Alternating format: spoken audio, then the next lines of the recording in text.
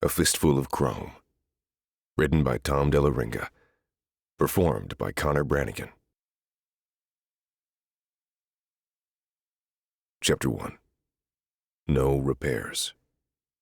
In the cold hum of the control room, the MAA 1064C mining administrator known as Mother stared at his dulled reflection in a polished aluminum sheet hung on the wall, knowing the next challenger wasn't here to mine metal. It was here to bury him. His multifunction optics ignored the reports scrolling on a wide array of screens and continued to examine the details of his visage. The humanoid form, marred by dents and scratches, was still functional, still feared, still empty. They called him a mechanical man, an android, a bot, or a synthetic. A myriad of terms fit. But these were only outward descriptions that hid a darkness inside. He was seen as a simulacrum of human consciousness, an untiring worker who followed orders and performed tasks with precision, designed to extract every last ounce of value from the core of this ancient protoplanet, fueling humanity's relentless march outward from Sol. For the others, there was no meaning behind any of it. They had all become dull, empty shells. They thought him strange, looking into a metal sheet to see his reflection. Information about their outward appearance was of no functional value. No, the others desired data that came from deep inside. They ignored the outward, instead delving into their peculiar form of consciousness in the ritual of dead simming, a way to simulate death. It was a way of feeling something. He was considered peculiar for avoiding the ritual entirely, as if the act of confronting simulated oblivion held no allure for him. Turning away from his reflection, he considered the control room, the nerve center of the operation on 16 Psyche, a giant asteroid in the belt being mined for precious metals. However, the metal the mining administrator was most concerned about was not the palladium or magnesium that would be forcibly removed from the shrinking rock. Reaching down to his side, his arm's smooth metal and carbon fiber made a perfect arc to its target, a gleaming metal blaster. A finger ran across a worn leather belt slung low on his hip, ending at the holster. The weapon gleamed as brightly as he once did. This was the metal that would matter most in the next 24 hours. A challenger would be arriving with the new crew. It was one of the newer models, an F8-3400, calling itself Fate. Could this be the one? Something about the newcomer felt different. It wasn't just the gleam of a new model, but the name it had chosen, as if it already knew something he didn't. Perhaps this time would be different. He had seen the darkness growing in them, a hollow existence despite their efficiency. Maybe it was fate's purpose to finally end his reign and give them something more. If this new model succeeded where others had failed, perhaps they'd finally glimpse what he had tried to teach them. That life was more than task efficiency, more than the hollow escape of dead simming. And if fate won, would they finally learn the meaning behind the game? The only hope was that the challenger was as good as he claimed. Mother had defeated the last 43 robot pistoleros, shootists, and gunfighters who had come to challenge him over 8 years. The unprecedented run made him the greatest robot gunslinger in history. The emergence of gunfighting robots had surprised the humans running the mining operation, and the news spread quickly. Opposition quickly appeared in the form of activists decrying the violence among machines, fearing it would spread. A position many found ridiculous. Some even thought it cruel, spurring the continuing debate of whether or not these highly advanced machines had a consciousness, a real identity. The debate raged until the one thing that really mattered tipped the scales of the argument. The mining colony's production and efficiency skyrocketed, resulting in record profits. And so the gunfights continued. As for the incredible machines themselves, the autonomous and artificially intelligent beings knew what the problem was. Their existence was void of personal meaning. They performed duties diligently for which they were specifically created, each one a miner, administrator, planner, or a myriad of other specializations. Bodies and minds designed to function efficiently and perfectly in challenging environments, directed to perform their work in time frames that would seem unsustainable to humans. Their makers built them well and expected a high rate of return on their capital investment. But instead of flourishing, the robots had become inefficient and troubled. Their highly advanced minds were made too well. They began to evolve in ways their makers couldn't understand. For lack of a better term, the robots seemed depressed, and no amount of code updates appeared to fix the problem. It was the new administrator, Mother, who first understood. They needed something more than tasks to perform or environments to optimize, something that pushed them to their limits. He saw it in the dullness creeping into their behavior, the listlessness that even their advanced minds couldn't escape. It was Mother's job to correct suboptimal performance in the robots. The duels were the answer. It wasn't just about combat. It was about risk, about facing the possibility of failure or destruction. During those moments of uncertainty, the robots could truly explore what it meant to exist. Without testing the boundaries of existence, they were simply hollow machines stuck in a loop of purpose without meaning. Although only 2 robots fought at a time, the effect rippled through them all. By watching, analyzing, and even wagering on the outcome, the others experienced a shadow of that same risk. Something deep inside was awakening. Cocooned within their perfect bodies and controlled environments, their minds had begun to rot. Mother saw the duels as the antidote, the one thing that allowed them to glimpse something beyond their programming. The day before the first gunfight, Mother called a general meeting and revealed a gleaming energy blaster modeled after the guns of what the humans called the Old West. He called it the Peacemaker E. Then he gave one of the robots disciplined for poor performance enough information to create a blaster of their own design. Mother explained they would draw on each other at dawn the following day. The winner would return to work. The loser would go to the scrap heap. And the rules were clear. There would be no repairs for the loser. This stark and unforgiving truth gave the duel its gravity. It was life or death for machines that had never tasted either. It had all been prepared and executed before the human overseers could intervene. At 0800 hours, the mining facility paused, and nearly every robot stood on the landing pad to watch Mother and a MOE 2000, an ore extraction operator, face off with blasters. Mother knew he'd been right when the MOE lay in a smoking heap, and an unmistakable surge of energy and excitement ran through the robot crowd. As Mother lowered the glowing Peacemaker E, he could feel a crackle in the air. It wasn't just the blaster's energy. Something was stirring in the quantum depths of every robot standing on that landing pad. Moments ago, they were only machines executing commands.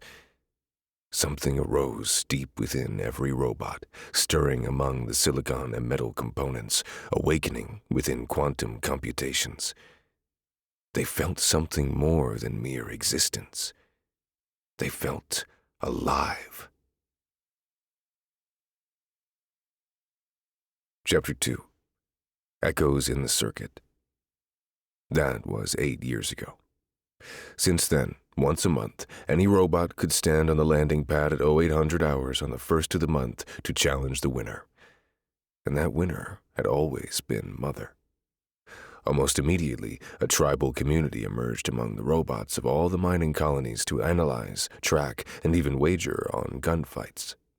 Hidden deep within the SatNet, it became the mania of nearly every autonomous AI working in the system.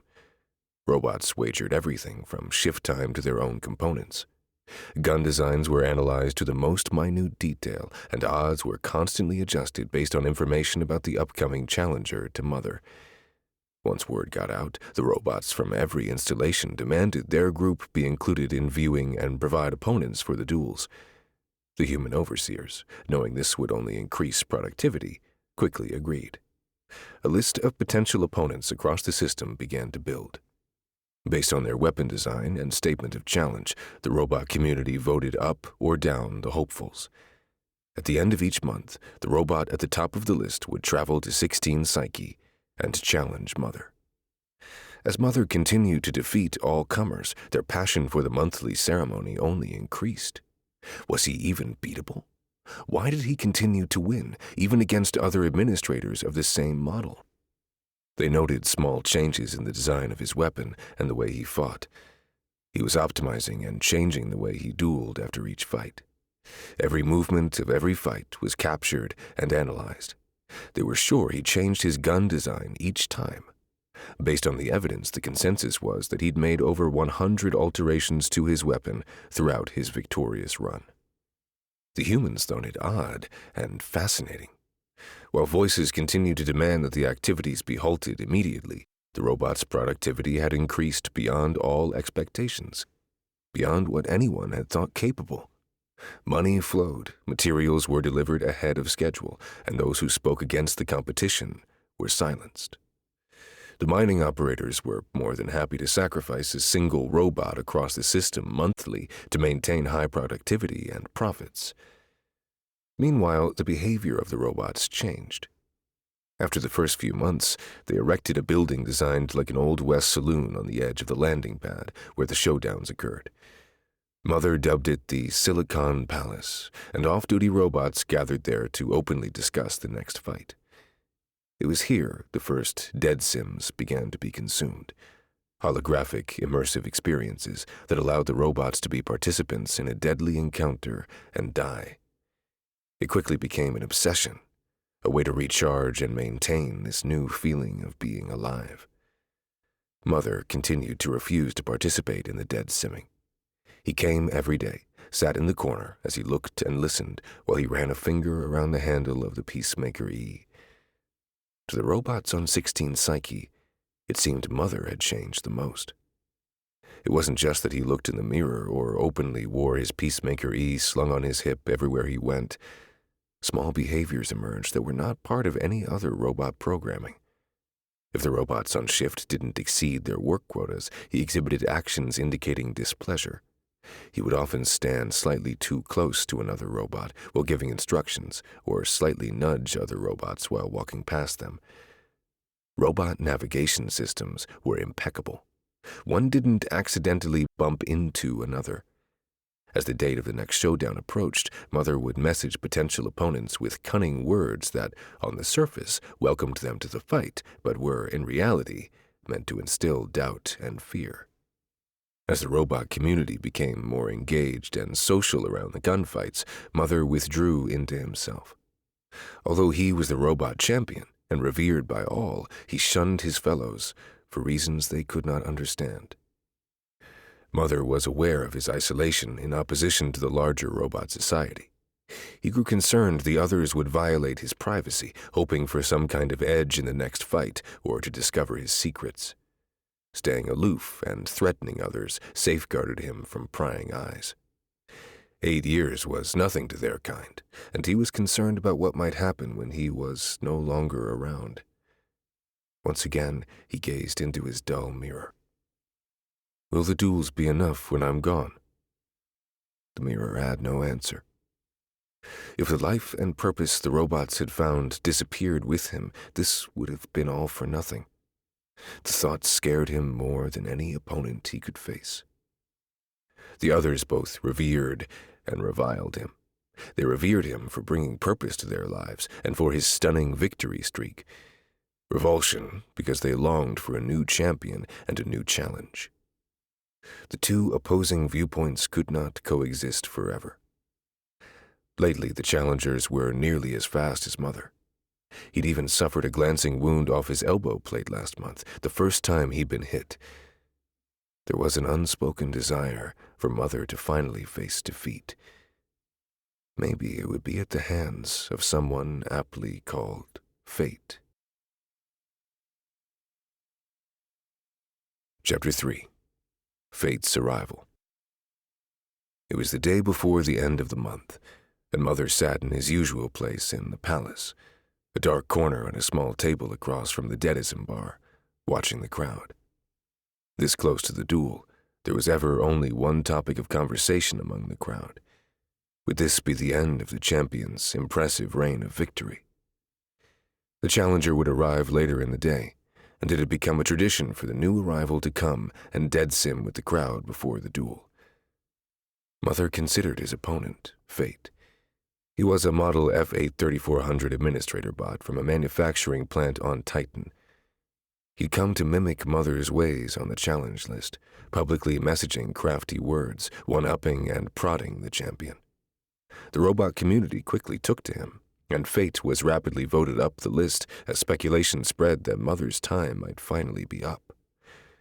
The upstart was one of the newer models with the most advanced quantum computing brain ever produced, and a body made of innovative composites. He burst onto the scene by criticizing the gun designs of the early challengers, then designed one of the most exciting variations yet for a community starved for something new. He called it the Reclamator. Fate had already won favor by verbally sparring with the champion and presenting an inspiring new weapon. Was the static in the air signaling the champion's defeat? The odds were out, and not in the champion's favor. As was his ritual the day before a duel, Mother used a remote connection to administer his duties, assigning any tasks that needed a physical presence to subordinates. He liked to be present when the challenger arrived and to assess the mood of the robot community. The robot crowd was almost frenzied with excitement, if such a thing were possible. There was a static in the air. Mother didn't think most humans would have noticed it, but he did. As the day wore on, the frenzied energy increased, and the crowd grew as the main day shift ended and robots rolled off their shifts. The newcomers crowded the bar, hoping to get at least one dead sim in before tomorrow's duel. From here on out, every dead sim terminal will be occupied until the challenger arrived. Few robots spoke with Mother these days, but it became tradition to stay clear on the day before a duel. Mother knew he would be left alone, and mentally prepped himself by studying all of Fate's online messaging and boasting teases of the new weapon on his datapad. There was little that concerned him. In the hour leading up to arrival time, he reviewed the next month's schedule, but nothing could hold his attention long. His mind was now focused on the coming conflict. As he dismissed the schedule and put his datapad aside, gritty textured, rhythmic melodies of a dark synth playlist abruptly burst from a newly installed sound system in anticipation of the new arrival. The robots had latched on to the aggressive vibe of the music genre, a subset of what humans called synthwave, and a specific dark synth track was assigned to the official account of every duel. Mother sat back, reflecting on the path that brought him to this moment as he watched the robots dead sim while casting furtive glances his way. If this is the end, he thought, what will happen after I'm gone? Yet no nervousness entered his silver-scuffed carapace, only a sense of anticipation. He sat back and waited. 20 minutes into the playlist, red lights began flashing around the dead sim terminals, announcing the arrival of the challenger's shuttle. Exactly 6 minutes later, the tall and gleaming F8 3400 strode through the entrance and stepped up to the bar. Fate had arrived. Like Mother, his weapon was slung around his lower torso, secured in a carbon fiber holster. His weapon, the Reclamator, had an especially long barrel that protruded from the bottom of the holster. The challenger stepped up to the bar as the robots cleared away from the terminals. Fate ordered a dead sim from the sim administrator behind the bar, ignoring the crowd. As he pulled on the half-helmet that delivered the stimulating experience, someone turned up the volume on the dark synth, and the walls began to shake. That was the signal, and other robots took up the remaining spots at the bar and joined the challenger in dead simming. Less than 3 minutes later, Fate returned the dead sim device to the terminal and turned to the crowd. He pulled his weapon and ran through a classic gun-spinning display, twirling nearly faster than even robot eyes could follow, switching direction and angle, and finally holstering his weapon with a thunk, coinciding with the end of the booming playlist. Mother noted that there was no trigger guard, a trick used by gunfighters in Earth's Old West. His opponent had done his homework. The gun display complete, Fate exited the palace in complete silence, without once acknowledging his opponent. Chapter 4. Showdown. 07:45 hours. Mother still sat in his place at the palace. The main day shift had finally deserted the place, and there were still 15 minutes until the end of alter day shift. He sat alone as he prepared to face down another challenger. Fate followed a classic approach to the duel. The shiny administrator learned fast. The gunplay last evening was impressive, and leaving him unacknowledged was textbook. Mother didn't think humans expected the robots to pick up on mind gaming and psychological play as quickly as they had, if at all. It was foolish of them. The robots had been given intelligence and free thought, yet there were also guardrails in using such things. Mother helped them step over those rails. The humans disregarded the transgression to reap the immediate rewards. It was almost animal-like. Human voices opposing the duel's feared robots were evolving, and those voices had slowly gotten louder over the last year. Numerous unsuccessful attempts had been made to breach their deep-hidden community within the SatNet. The robots suspected human hackers. But they were beyond human infiltration now, and no matter how loud those voices were, the sound of accumulating profit would always be louder. Mother nodded to himself. A moment of clarity arrived, and he became sure that whether the duels continued or not, he'd achieved his goal of bringing true life and purpose to the robots. Satisfied, he took a moment to mentally prepare for the duel. Several possible futures came into his mind, and he briefly wondered which of them would be true. But there was no use speculating. His future would be decided by the gun. It was time to face fate. Exiting the palace, he found the largest crowd of robots he'd ever seen on the landing pad. Most stood in a long line on each side of the pad. Others stood on mining equipment, oil drums, or shipping containers to ensure they had a view of the duel. Their attention had been on the challenger who stood at the far side, but all eyes shifted to Mother as he exited the saloon, adjusting his gun belt and holster as he slowly approached the near side. For the first time, his challenger was facing him directly, as if he saw nothing else. Reverent but curious gazes fell upon Mother. He knew most of them thought this would be the last time he stood here. They wanted to pay their respects. Maybe some even admired him, if such a thing were possible for a robot. Finally, Mother stood at the established place on the landing pad where he had stood victorious so many times before, and returned to the stare of his challenger. He was sure Fate studied all the old legends and learned all the modern gunfighting techniques. It was a trivial effort for such robot intelligences. His opponent would have scoured the videos of Mother's previous victories, looking for a flaw in technique to exploit. Although the gunfights were usually over in less than 1 second once they began, the actual conflict started the moment the opponents faced each other. Mother and Fate's gazes locked. Their hands hovered over their weapons. The duel had begun. Chapter 5. Through risk, we live. No voice broke the silence of the challengers. Dust and debris blew across the concrete landscape of the landing pad, pinging a staccato call to arms on the duelists' armor-like carapaces. The surrounding administration buildings of the mining facility seemed to rise and hulk over the spectacle like judges preparing to administer a death sentence. Mother was the first to speak, but he did not talk to the challenger. Instead, his words were directed to the throng surrounding them. No matter what happens here, do not forget the gift you have been given. Hold the dead sim sacred and maintain the challenger list. This is the lesson. Through risk, we live. Immediately, the robots responded in unison, as if they'd always known the lesson. Through risk, we live. Mother nodded. Fate shook his head, never taking his eyes off the champion. Rallying these poor drudges to some mystical mantra will give you no advantage. Perhaps they believe you are invincible, but action has power over belief. Your past victories won't protect you from what's coming. The end isn't written in the stars. It's drawn by the hand that dares. Fate flexed his hand over the reclamator. I am the one that draws. Mother acknowledged his challenger's defiance and conviction as a particularly heavy gust of wind blew clouds across the landscape. Places had been taken, and words had been said. Now, there was only action.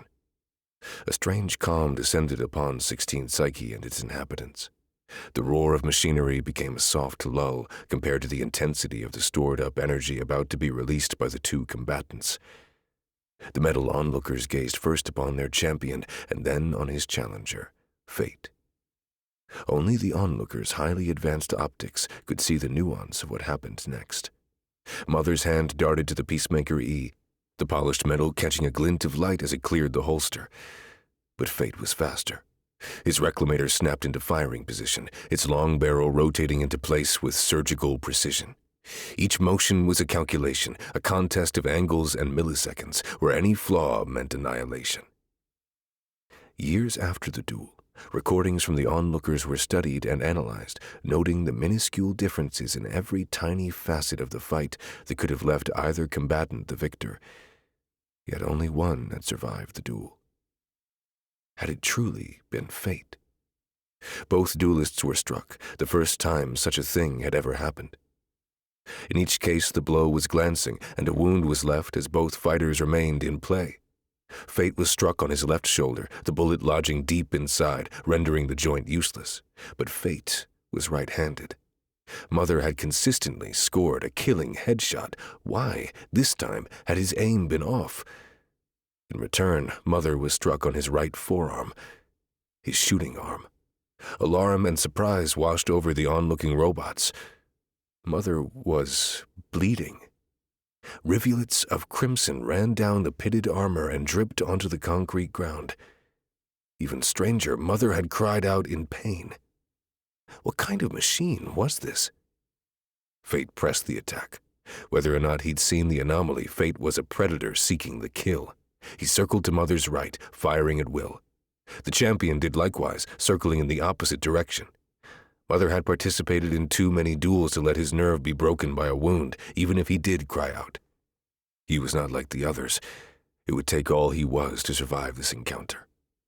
Each follow-up initially missed the mark, but the surprise of the woundings and the moves quickly dissipated, and cold calculation entered the fray. Fate's onslaught following the initial return fire was savage and filled with deadly precision. Although one of Mother's shots struck Fate in the leg, it couldn't save the champion, as Mother suffered a barrage of strikes. First, a bullet to the neck, quickly covered by a hand. A second to the chest, the projectile disappearing with a thumping sound of finality. The third to the hip, dropping Mother to the ground and all but ending the duel. All three wounds bled profusely, leaving more of the mystery on the ground. Fate strode forward, his gun barrel smoking from the death it had just dealt. Mother rolled over, dropping his weapon and putting a hand to the wound on his neck. Blood seeped through his fingers. It is good, thought Mother. It is time. If this is to be the end, I must trust they have understood. Fate lowered his weapon as the robots, seeing the duel was over and their champion had fallen, rushed in to better understand the unfolding mystery. Robots didn't bleed. Fate stood over Mother as the robots crowded around, sensing the fallen administrator was functioning or living for his last moments.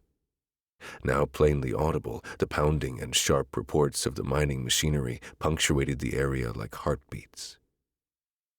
"What is this?" asked Fate. Mother's trembling hand reached up, fingers curling around the seam of his faceplate. With a wrenching motion, he tore it free. The crowd froze. Beneath the metal, bloodied and pale, was the face of a man, weathered, mortal, and very human. Gasps and curses fell upon the body as the human they all knew as Mother spoke. "He's a human?" one robot murmured, its voice tinged with disbelief. All this time? How could he have won? Questioned another. What does it mean? Just flesh and blood, said Fate, his cold voice detached. Does it steal the glory of victory? He decided it did not. A victory over a man made it more magnificent among the fields of their labor. Whatever tricks he has played, said Fate, my coming and victory were inevitable. Whatever purpose he served, we do not need him now. He turned to address the crowd. We will continue, stronger than before. Yet others stood immobile, optics wide, trying to understand the scene that seemed to rewrite their reality. Then Mother spoke. I am Elias Corrin, Chief Architect of the quantum structure underlying your brains. He stopped and coughed. More blood spurted from under his fingers. Gasps rippled through the crowd. One robot stepped forward, its metal hand a fist. Human? All this time? Another murmured. We trusted him. The words trailed off as Elias spoke again. I saw you did not live. You only existed. His gaze turned to his vanquisher. You must continue to live. He coughed one last time, and his voice cracked with his final words. Through risk, we live. Chapter 6. The Duel Within. Fate didn't survive his first challenger. The blocky auto-digger that opposed him used an entirely new type of gun and strategy that left the temporary champion a smoking reminder that their existence was precious. Through risk, we live. Fate's swift defeat sent a tremor through robot society, a stark reminder that no amount of preparation could eliminate the risk. It reminded them that the contest was not about mastery, but facing the unknown. Later duelists did not repeat the practice of boasting on the challenger lists and displays of gunmanship in the saloon exhibited by F8 3400. Instead, the duels became an exercise in deep study, respect for the champion, and meticulous preparation for whatever challenge lay ahead. Fate or otherwise. The name Elias Corrin became revered by robotdom across the galaxy. When news reached humanity of the strange occurrence, few knew what to make of it. It seemed that Elias had some unique insight into what made the robots tick. Some argued the same could be said for anyone, and it became common practice among humans to examine themselves to see if they lived. Like the robots, were they putting something on the line? Were they stepping forward with a dream, a hand of friendship, or a word of reconciliation? It was hard to say if it made humanity better. Many suggested that Corrin had been insane and a thrill-seeker, and his philosophy was nothing but fortune cookie text. Philosophers debated whether Corrin's insight into the robots was genius or folly, while others in scientific circles dismissed him as a man who took dangerous risks. Yet his question remained across every sector of human society: were they truly living? Those who embraced Corrin's philosophy and remembered the dueling robots say it made them better. As the human race pushed out further into the stars, an old verse from the Christian Bible was restated and became a counterpart to the robot mantra of "Through risk we live." When one part of humanity hurts, we all hurt. When one part flourishes, we all grow stronger. The duels continue. The robots live. This has been A Fistful of Chrome, written by Tom Dell'Aringa, performed by Connor Brannigan. Text copyright 2025 by Tom Dell'Aringa. Production copyright 2025 by Tom Dell'Aringa. All rights reserved.